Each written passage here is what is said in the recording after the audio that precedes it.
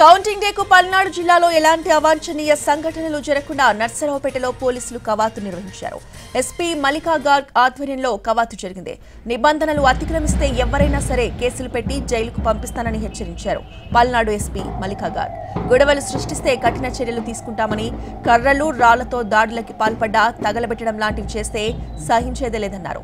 పల్నాడు జిల్లాను మళ్లీ మంచి జిల్లాగా మార్చేందుకు అవకాశం దక్కిందన్న ఎస్పీ ఈసారి కౌంటింగ్ కి జిల్లా వాసులు సహకరించాలని, భవిష్యత్తుని నాశనం చేసుకోవద్దని విజ్ఞప్తి చేశారు.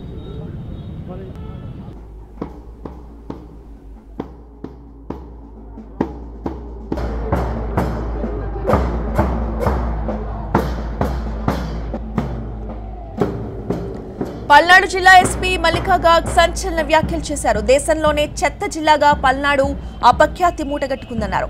పల్నాడు ప్రాంతానికి ఉన్న మంచి పేరు పోలింగ్ రోజు ఆ తర్వాత జరిగిన హింసాత్మక ఘటనలతో పోయిందన్నారు.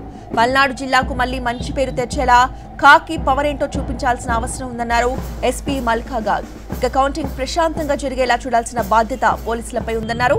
శాంతి భద్రతలకు విఘాతం కలిగిస్తే ఏ రాజకీయ పార్టీ నేతైనా, ఏ కులానికి చెందిన నేతైనా లెక్క చేసేదే లేదన్నారు ఎస్పీ గార్గ్. ఇక్కడ మేబీ డైరెక్షన్ లో ఏం ప్రాబ్లం ఉంది, కోఆర్డినేషన్ లో ఏదో ఇష్యూ జరిగి ఉంటుంది maybe, but Palnadu police department మీదకి శక్తి ఉంది.